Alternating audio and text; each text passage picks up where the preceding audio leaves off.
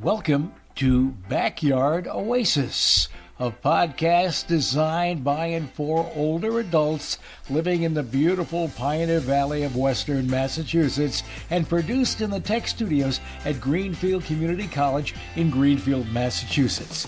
Backyard Oasis reaches out to older adults who seek knowledge to help them live more thoughtfully, healthily, and happily, who hope to inspire others with their ideas, and who serve their communities in the interest of the greater good. We hope you join us frequently in our pleasant Backyard Oasis for wide-ranging conversations with a diversity of people who are growing older and want to talk about it.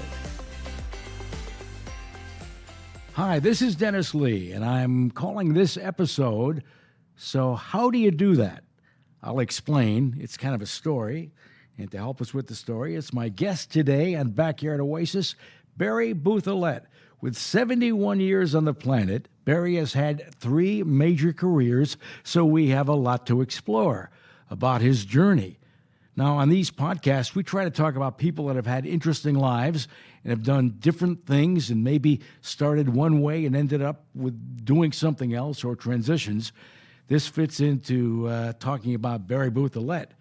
For 28 years, Barry was a Hampshire County probation officer for the district court.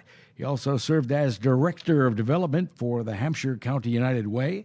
But in 2017, he received certification through the National Board of Health and Wellness Coaches. His specialty is helping folks focus on the fundamentals of self-care. He guides people to practice a few key principles which can lead to optimum health. His business is named Great Strategies. Barry has written a book called 89 Ways to Be Fully Engaged, written after a ski marathon, 100 miles in 2 days. I'm tired just even reading about it. So Barry Bouthilette, as they used to say on TV, this is your life. How are you today? Nice to see you. I'm great. Great to see you after a long break there too, Dennis. Yeah. That's great. I've known Barry for a long time. I don't know when I first met him. I think he might have been a probation officer at that time, or maybe with the United Way. So it's great to talk about your career and how you got to where you are today. So Barry, why did you become a probation officer way back at the beginning? What was that about? Yeah, well, I've always wanted to be in a helping profession of some kind. I think, as a kid. So going to school, going to college, came from a big family, 7 kids, and I had a brother with Down syndrome. And Wow. I think that nurturing someone in the family who had, some difficulties primed me and many of my siblings to go into the helping profession, one kind or another. So I always wanted to teach. Early on, I wanted to run a multi-service youth program. And then, in fact, I was running an employment program for teenagers when this opportunity for a probation officer's job came up in Hampshire County. And I applied for it and was lucky enough to get it. They're not easy to get. They never were. And so that was, it was, trying to help people in a system that admittedly was a bit of a challenge. Right. Well, you mentioned to me, I was going to bring that up because I remember we were talking one day before we were even talking about podcasts, that you said it was different because people there had to come to you. I mean, they were under stress. They weren't always having the best part of their life. Maybe they weren't the best people on the planet either. I mean, after all, they committed crimes. So that's got to be a challenge because you have to get through to them even when they really don't want to be there. Yeah, and I was working against a lot of conditions. The environment where these people had come from was a difficult thing to overcome. And so there are a lot of things going against them. A good percentage of them have had substance abuse issues. And when they were clean, when they were sober, they were just like you and me. They were, good people. But we know some substances can really turn people into different, people. And so that was a major challenge for me. But I liked it, and I grew into it like many jobs. You don't pick it up right away. It takes a while. It takes a little experience. You apply a little bit of schooling to a situation, but a lot of it is OJT. It's on the job training. You figure it out as you go. Yeah. Well, it would seem to me, as an outsider from that whole world, that if you don't have on the job training, you're trying to figure out, how do you know if people are legitimate? In other words, some guy comes in, he's trying to stay out of jail, and so he's, who knows what he's thinking, and then you're trying to get through to him, but you haven't had enough at the beginning. You didn't have enough experience to know who the con artists were. Is that a real cynical way to look at it, or is that true? No. So there's a fair amount of trial and error involved, like many things in life. I think doctors do a lot of trial and error. Let's try this medication. Yeah. So it's pretty normal, I think, to have to figure things out. And there's no playbook where all scenarios are laid out and where all the answers are there. So you figure it out.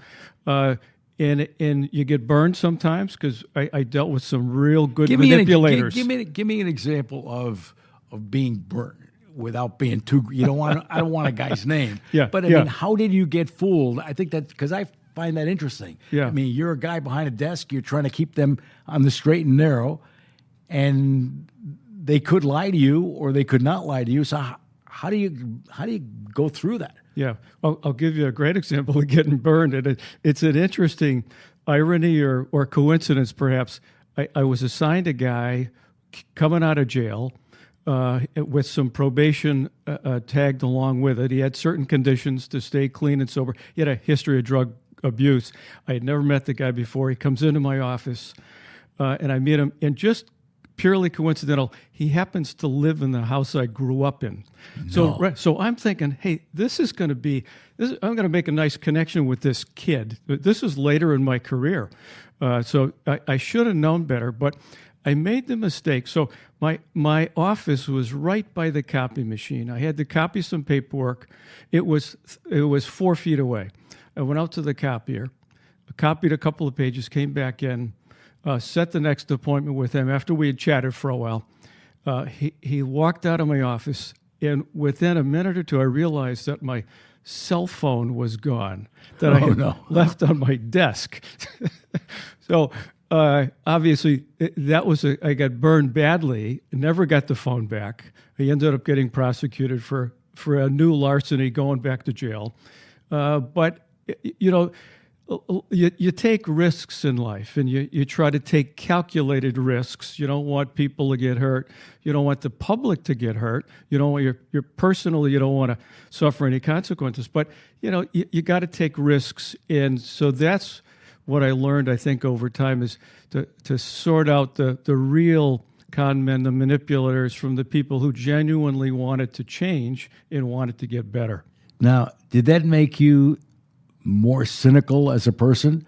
In other words, you were a college guy, you end up as a probation officer. Does that make you look at life like, boy, there are a lot of real creeps around, and I got to be careful of everybody?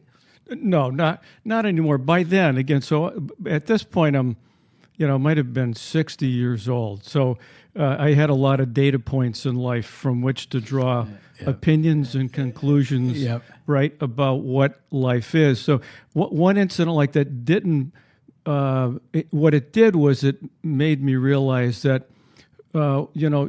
valuables are things that you, like a cell phone. I have since cautioned many people who leave their cell phones out.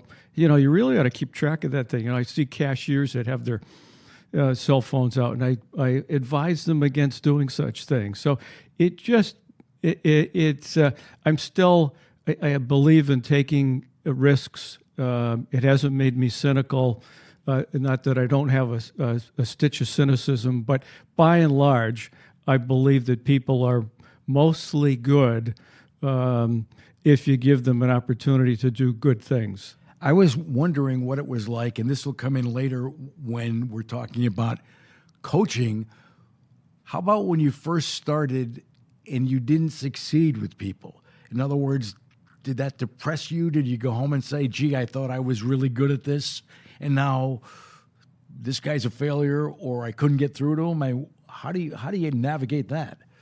Yeah, I saw by the end of my career, I was seeing second generation, in a couple of cases, even third generation grandchildren of someone that I had dealt with early in my career. Not a good situation. And I learned to put it in context, not take it personally when someone failed. Because there are a lot of people, it's like a revolving door for a lot of people. They come in, they offend, they go to jail, they get out, they get rehabilitated, they do well for a while, but they resort to old ways and they're back in again. So it didn't take me long to really appreciate that it wasn't me. It was a system. It was a structural thing. It was an environmental thing. In some cases, I'm sorry to say, genetics, that people didn't succeed or fail because of me. It had a lot more to do with many other conditions than who their probation officer was. Wow. So what was the best part about that job? A lot of the people I worked with, and occasionally, there were some great success stories of guys who really turned their lives around in a big way. And I would occasionally get letters from people thanking me. I even, crazy enough as it sounds, I got a couple of letters from guys who went to jail who thanked me for sending them to jail because it was a turning point for them. Wow. So when you get a letter of thanks or appreciation, or because of you, things are better now, that was very gratifying. Well, I think everybody on this planet wants to feel like they made a difference, or at least I feel that way, and I'm sure you do.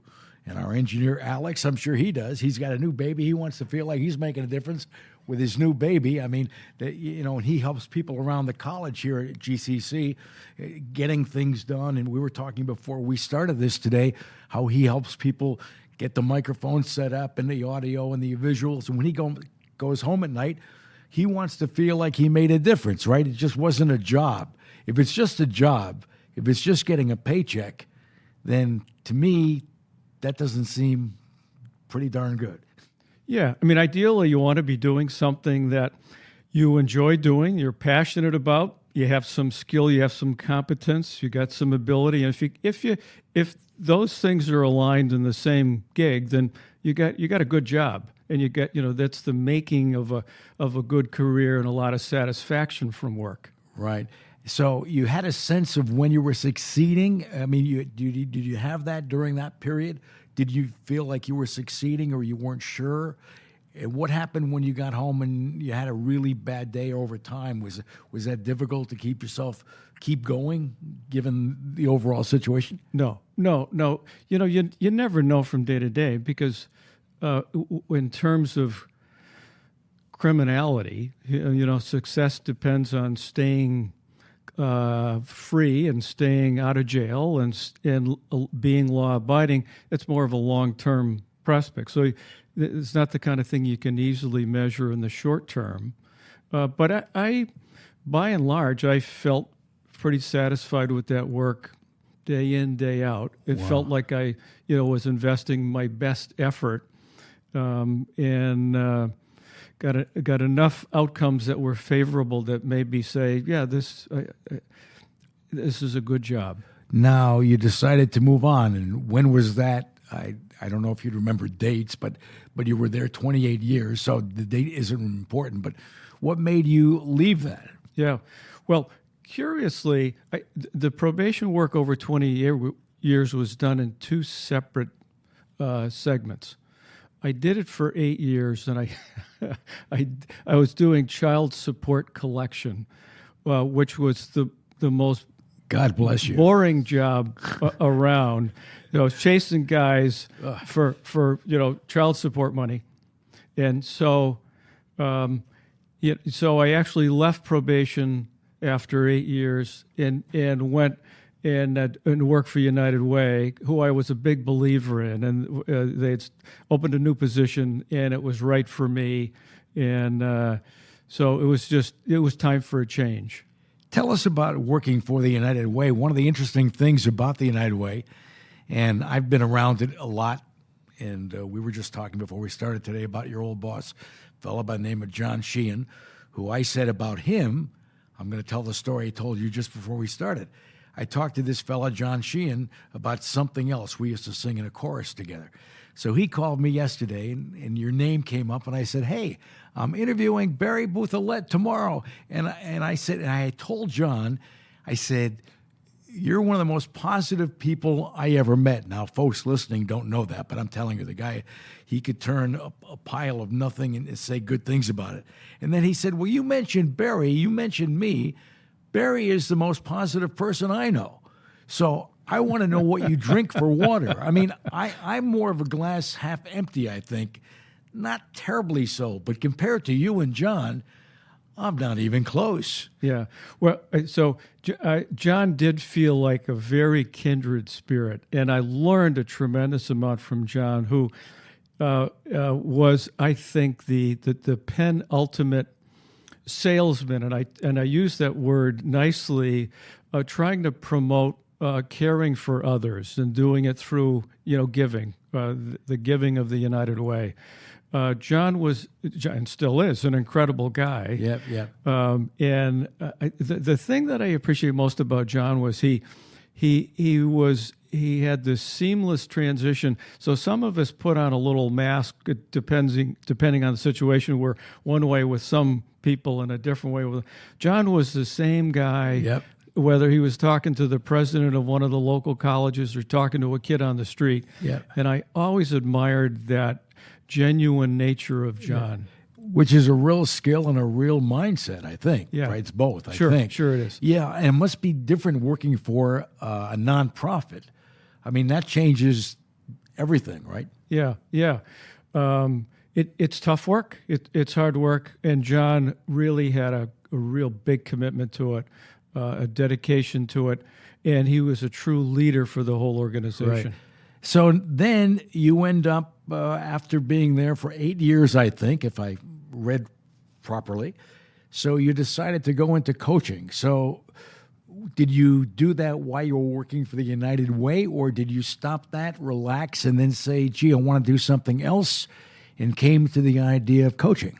Yeah, I had been taking courses in coaching for a long time. So there was some overlap there.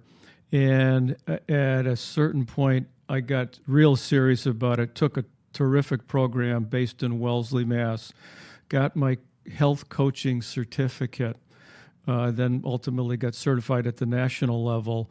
And it was just such a natural job for me, probably the best gig I've ever had. It's the job that I love, but it's also a job that I still had to learn about, and I'm still challenged by. Okay, so let's talk about the coaching that you're doing. How does it work? I happened to notice, by the way, I was looking at your website, and you had all kinds of testimonials, and I noticed that most of the testimonials were from places other than Hampshire County or Springfield or anywhere. And I thought, well, that's good, because he's not looking like he's just promoting in his hometown. That I got why it makes sense to have people from all over. But how do people find out about you? Yeah, so a couple of ways. So I get a lot of people word of mouth, and the other way that I have worked in the past for national coaching companies who contract with corporations to provide health coaching to their employees. And that's where I ended up working with a lot of people from all over the country. And so let's talk about the process. Somebody hears about you and says, I have some kind of a problem, or I want to make a change. So what mostly do you coach? A lot of people come to me because they want to lose weight. It's the great American desire. But we invariably end up talking about many things. We end up talking about, getting physically active. We talk about stress. We talk about sleep, anxiety, relationships. It runs the whole gamut because it's all health related.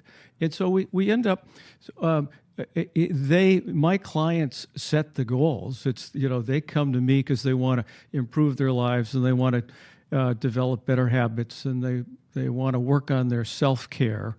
And so they set the agenda, and I'm the guide. Right. I think you used it. Would you use a word somewhere in your material? You're the co-pilot or something. Did I read that? You consider yourself kind of like the co-pilot of the flight? I am. So we like, sometimes people think that a coach is the one that's going to give them all the answers and give them tell them what to do. But in fact, we know that human nature is such that when someone gives us the answer or a prescription, even a doctor can give somebody a prescription, all the evidence tells us that people are not going to follow through because we have this innate need to be like the captain of our own ship, and nobody's going to tell me what to do. Right. And so the beauty of coaching is that I get to help people get at what's underneath. What's the spark? What do you really want to do?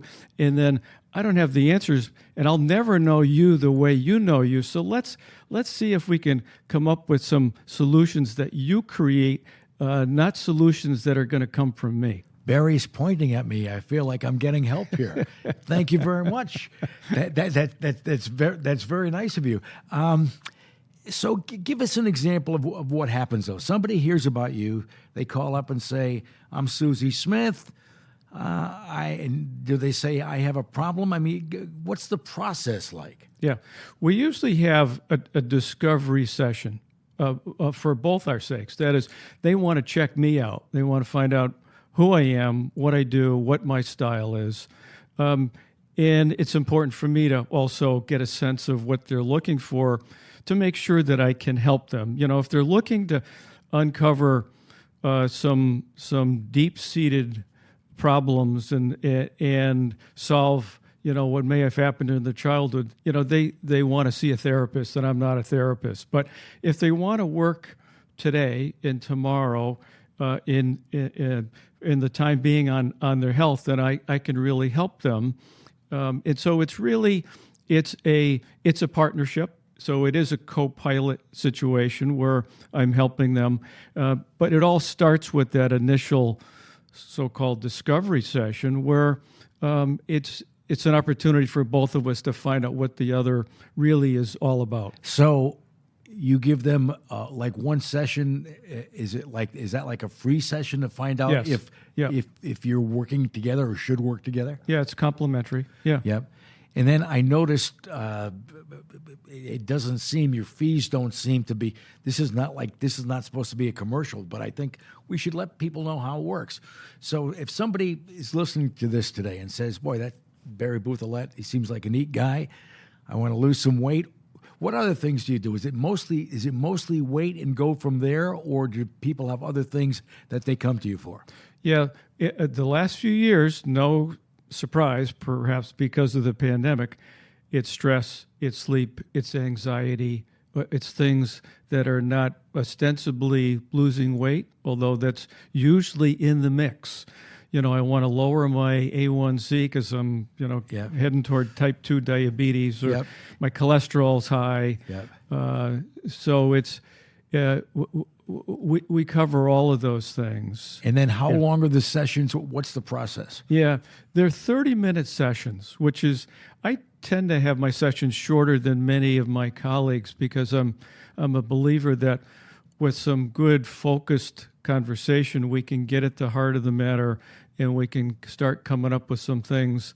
We don't have to talk for an hour. We can accomplish a lot in 30 minutes. Now, how do you know, and this goes back a little bit to when you were a probation officer, because obviously not everybody succeeds as a person that's had a problem with crime, and not everybody that comes to you succeeds. So I guess I wrote down on my notes a few weeks ago, I said, how does he know if he's any good?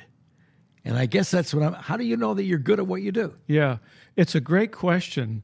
And it's based on the feedback, it's based on the testimonials. And often enough, people tell me that, and this is even in the course of a conversation, they say to me, you know what, as we're talking about it, I'm realizing that this is true. Or, I never thought about it that way. So thanks for giving me that